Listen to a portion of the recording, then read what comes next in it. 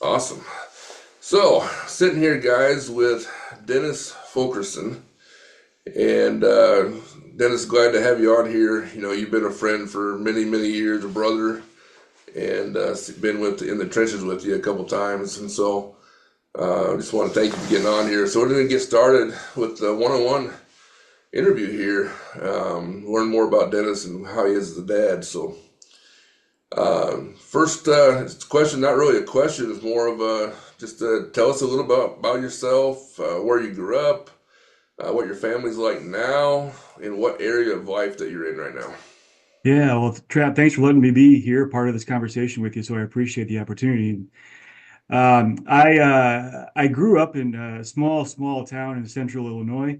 Now I'm in Iowa, and I landed at in Ames at Iowa State for a few years as a student, and that's where I met my wife, and she was from Iowa, and so I just never left after I met her, and we graduated, got married, and all that stuff. So I've been in Iowa now for pretty much all my adulthood.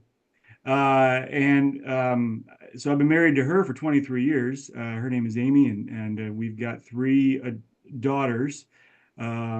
Yep. No boys, three daughters, and 20 years old, 18 years old, and 17 years old. So two of them are out of the house. They're in college doing their getting ready to launch. And then my youngest is a junior in high school. And so um, that's been my our family situation here for many years is is raising daughters, growing them up and getting them ready to go. And so now we're in the process of launching them out of the house. And so it's been an interesting process for my wife and I, but we've enjoyed it. It's been a lot of laughs and a lot of tears, but Yeah. it's been good overall. And so that's where we've been. Currently, I work as a pastor, but in my past, I've been a teacher and I've been a missionary and I've been a corporate office guy. I've just done a variety of things in my past, but currently I serve a little church in Eastern Iowa, where I get to care for people and shepherd people and minister to people. So I've been doing that now for several years. So Awesome. Awesome, man. Yeah, you have been. Yeah, I don't know what it's like to have a daughter, so I'm glad that you do. And I've got two boys, and so I understand that they're leaving, almost leaving the nest too. So, next question is, what did fatherhood look like for you growing up? what I appreciated about my dad, I think, is that he did two things that really still resonate with me today. And he's still alive. He's in his late 70s. But two things resonate with me today as I look back on my childhood in his house is he always provided. He was a master provider in terms of everything that we needed as a family.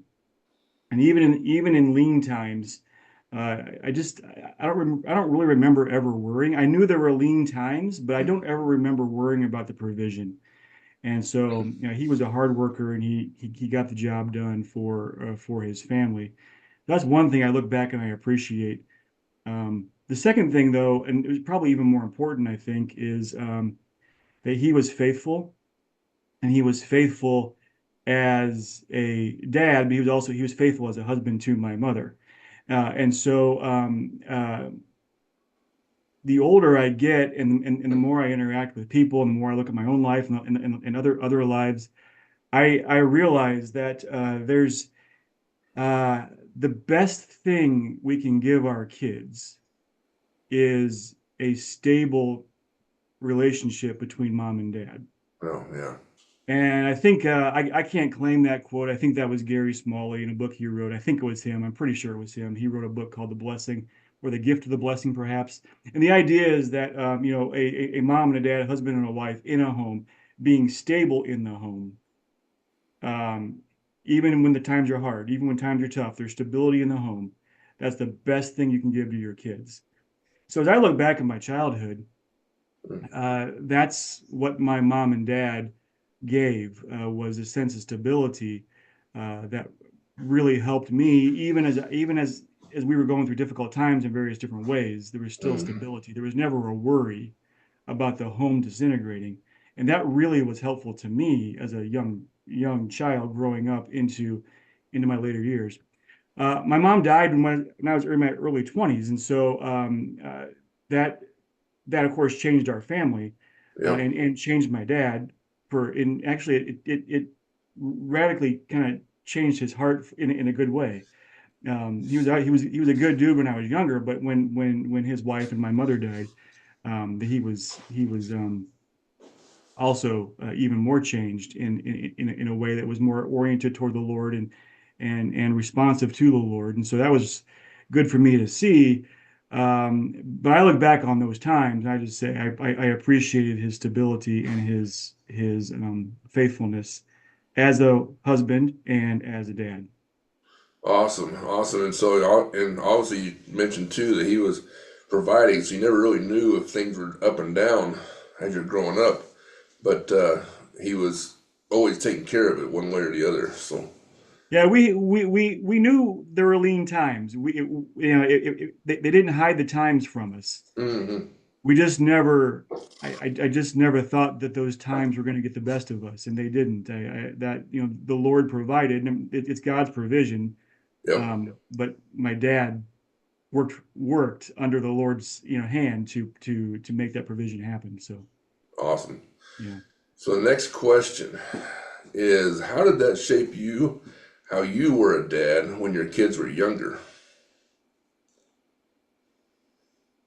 Well, I think those same values or principles were probably instilled in me, because you know everyone knows marriage is awesome, but marriage is not easy.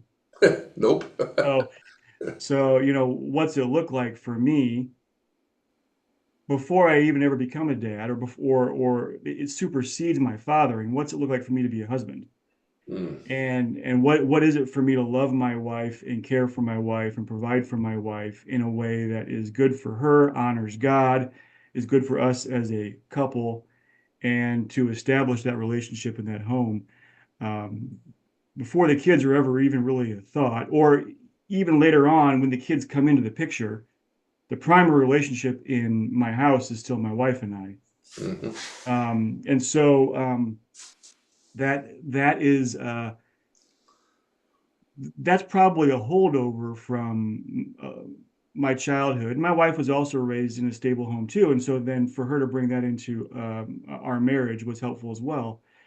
That's not to say that if we weren't raised in a stable home, then you're automatically unstable in your marriage. It's just to say that that it helps a kid grow uh, into a place of freedom and a place of confidence, perhaps. And that, so when they enter into a marriage later on in life, that common foundation is already there, perhaps. But then there were ways too, I think, from my childhood and watching my mom and my dad interact, that there were things I wanted to do differently. This is true Oh, for all of us. We look at our yep. parents, we're like, yeah, I'm not doing that when I'm an old man. And that's Oh very normal yeah. for every single one of us. I don't think anyone can leave their childhood home saying they were 100% perfect. I'm going to do it just the way they did it, because that just Right. isn't the case. We're all sinners. Our parents are sinners, and everyone around us is sinners. I'm a sinner, and so we're all Same. learning and responding and changing and shifting as we go through life, and we experience different things. But there are some things I saw in my childhood that I want to do that different in my own marriage, and so I've been able to bring that in too a little bit, and just be attentive to my wife in ways that perhaps I didn't necessarily see in my childhood, that I think would enhance my home or my marriage. And I strongly suspect that there are ways that my daughters would look at my wife and I and say, "Yeah, we ain't doing that." You know, Probably. especially as they get older and they're starting to look at their Yep. futures. I'll be curious to know how they, as they grow and as they get married, uh, like what they want to do differently because of what they saw in my home. It's interesting to see. So that actually bring up the next question perfectly, and that is, as your teenage daughter getting older, especially in their teenage years, especially, What changed and how you showed up for them? Um, that's a really good question, because it doesn't feel like things changed, but you know that things did. Mm. So like when you're just going through your day, you're trudging day after day, you're putting one foot in front of the other, just trying to keep your head above water, which is what a lot of parenting and husbanding is when you've got a bunch of young kids in the house. You're just trying to survive the day. And the Yeah. Lord's faithful in that, but you're just trying to get it through. Uh, and so it's I don't know at what point that changes. But so when you're in it, you don't see that change. Looking back, now that my kids are a little older and on the way out the house, um, there was something probably around late junior high, maybe early high school for my kids, where um, I recognized there was a need to let them grow into who they are. Mm. There was so instead of me trying to imprint myself on them, now I'm always the dad, and I'm always giving input, and I'm always trying to shepherd and trying to guide these Hmm. kids in my house. But there comes a point where I would look at them and I would say, or think to myself, or I wouldn't say this, they're growing into their own person, and I need to allow that and appreciate that growth. And so then the shift in my mind became um, a lot of kind of grace as Mm. they go through life. What's it look like for me to still give them input and correction as necessary and to shepherd them through life? But then with that, also just a lot of grace to let them grow, All try right. things, make mistakes. They themselves are taking two steps forward, one step back, sometimes three steps back, and sometimes two forward or three forward. And I have to remember being a junior higher or a high schooler is not easy. Nope. I look back to my own years, and that was not easy, Nope. and it often wasn't fun. And I didn't, um, it's probably even at times even more challenging. What girls go through isn't always the same thing that boys go through when they're in Right. those years, and so sometimes the girls have different challenges during those years that even I don't fully understand. Although I watched and I saw them grow through those things, but their experience I'll never fully understand. So there was just a lot of grace as they took steps forward and steps backward. And I remember one of my biggest lessons, they were probably in, I don't know, late junior high, early high school, and they were standing in the kitchen. All three of them were in the kitchen, and I was in the living room, and they were just hooting and hollering and giggling and goofing off, and I can't even tell you what it was, but just a lot of commotion in the kitchen. And I don't know, Trap, I like things quiet and calm. Yeah, you do. So, so I'm sitting in the living room, and we have an open concept house, right? So the living room and the kitchen, where there's no wall separating the two rooms, and so then I'm sitting in the living room and my blood's starting to boil, and it's quiet. I'm trying to keep a lid on it, and uh, somehow as I was watching these girls just giggle and laugh and goof and whatever they were doing, all the noise they were making, it dawned on me, are they sinning right now, or are they just is their personality just coming out in Oh, this yeah. way in this moment? So is it sin or is it style? And when I looked back, I just sat back and I watched them and I just listened to what they were doing. There was no overt sin in what they were doing. They were just in the kitchen making noise and having a good time. Hmm. And when I realized that I don't need to correct style, because the style is who God has made them to be. Hmm. Now, I need to address sin and correct sin as I see sin, but it's not a matter of style. And so when I realized that, that really helped me think through how to raise my daughters into their teenage years, because I realized that there's just a lot of person in them. They are their own people. Hmm. And I want to see them grow into who God made them to be without me stifling that. And Uh, so that was a big lesson for me, just to realize that I don't got to correct style. I can deal with sin as I see sin, but so pick and choose my battles for what they really are.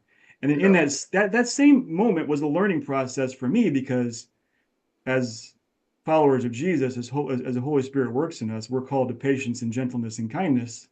Hmm. Well, I can be patient with my three daughters who are cackling it up in the kitchen.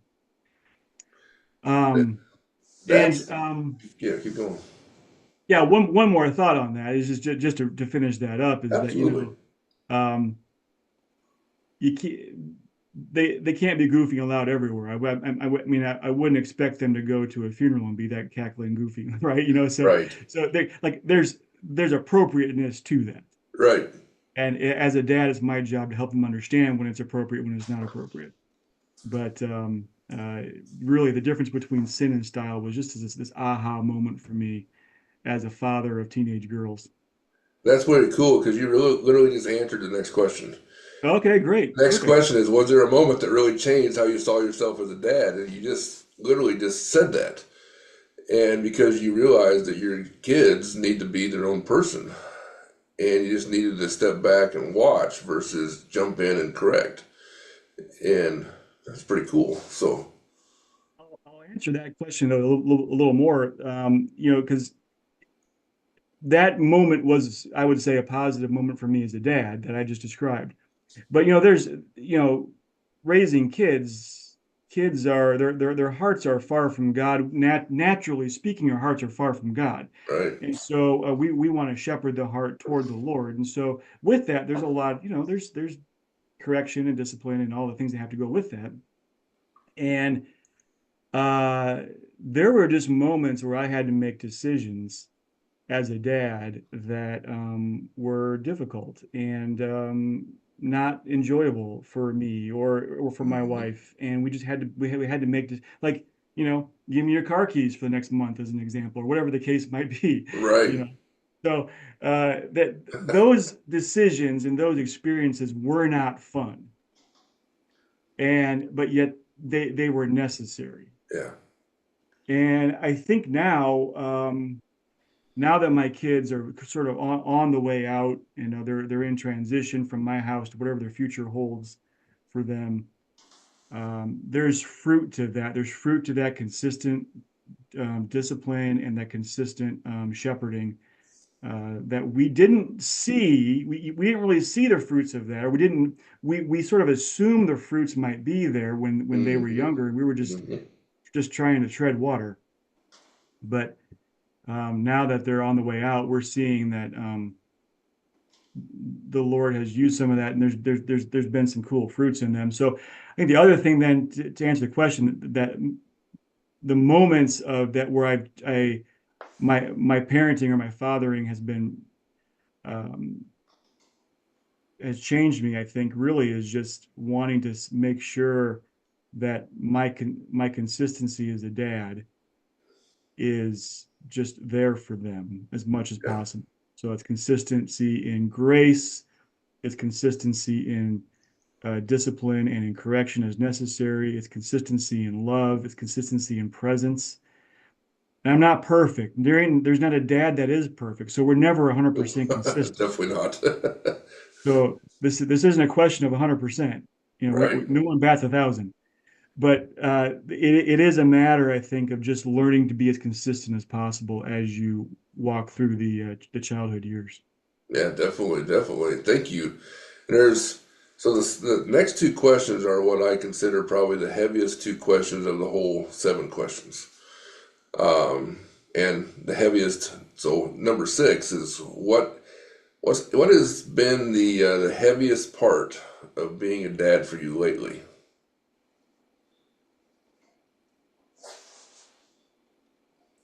Um,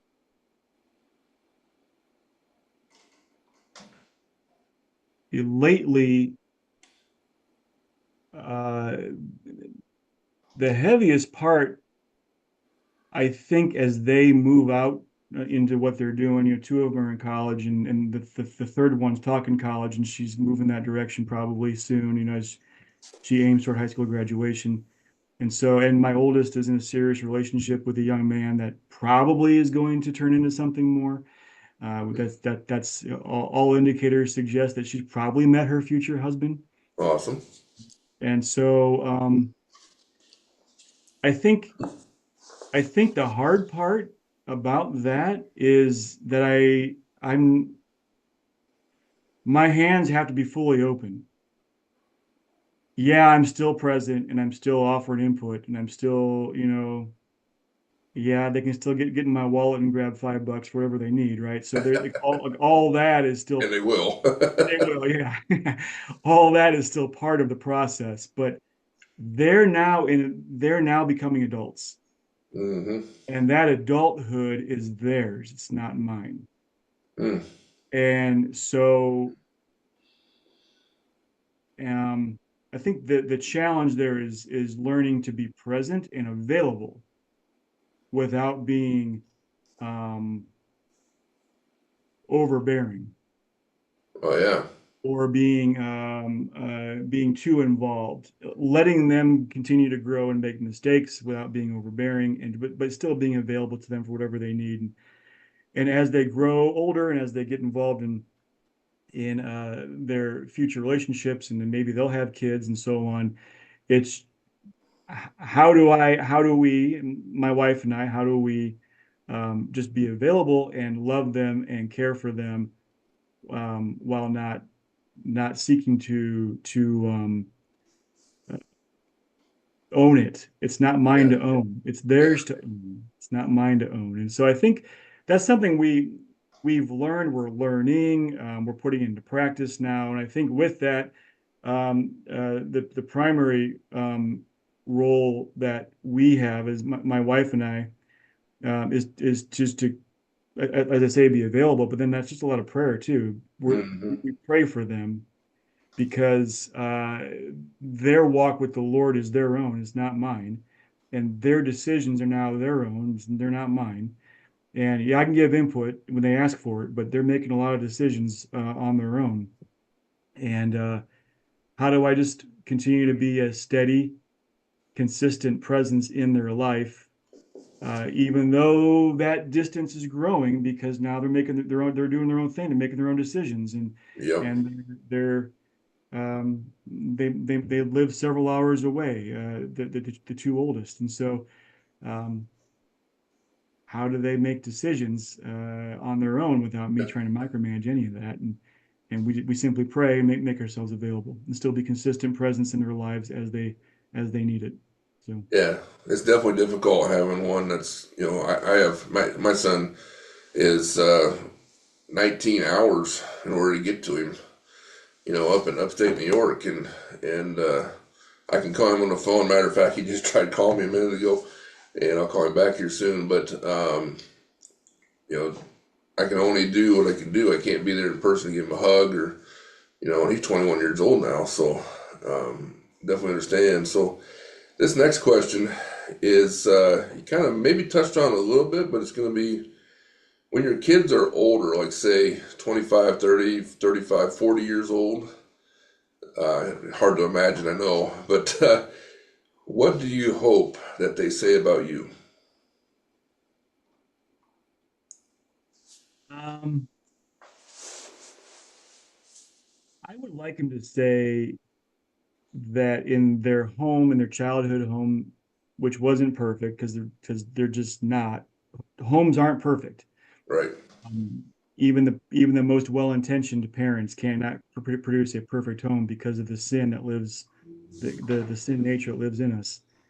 Um, but what I would hope that they would say is that in our home they saw Christ, they saw grace, they saw forgiveness, and they saw confession when necessary. You asked a question a while ago. Some of the bigger highlights of parenting, and Hmm. uh, I each one of my kids, I've had to sit on the end of their bed and confess to them how I've sinned against them at some point in time. Same.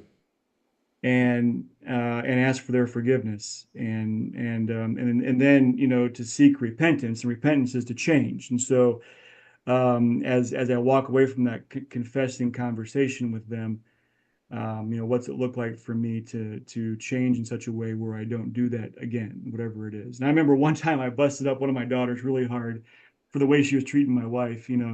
Um, uh, Sometimes there's just a lot of people vying for the chief hen of the hen house, and so Yeah. I, Yep. I had to interfere once. I interfered a little too strongly, and and with that said some things that shouldn't have been said. And I just remember um, walking into my daughter's room, and she was upset, and I sat on the edge of her bed, and I just Hmm. I confessed my wrong and asked for forgiveness, and made a commitment in that moment to respond in a different way in the future. And we prayed over the situation, and I even think later on that night I went back to her, and just said, I just want to have a follow-up conversation about that. And I was just real contrite and real gentle. It's Yes. because I'm not perfect. Yep. I need this. The Lord needs to change me and sanctify me as well through this process of parenting. It's not just them as kids need to Hmm. grow and be changed. I as a parent am being changed. And so I guess to answer the question that you were originally asked, this idea of what do you hope that they say about their childhood? I hope that they say that um, they saw mom and dad modeling what it is to walk with God in an imperfect way, yet in a consistent way. Mm. And I hope that that helps them in their parenting, and maybe would help them in their marriage, and help them in their relationships as adults. Awesome. Yeah. Yeah. Because I mean, I think about that question myself. I talk about my dad all the time. He's been gone 21 years now, or 22. It's been a long time, it seems like. And but I still talk about him today. And there's a lot of good things, but there was a couple things that weren't.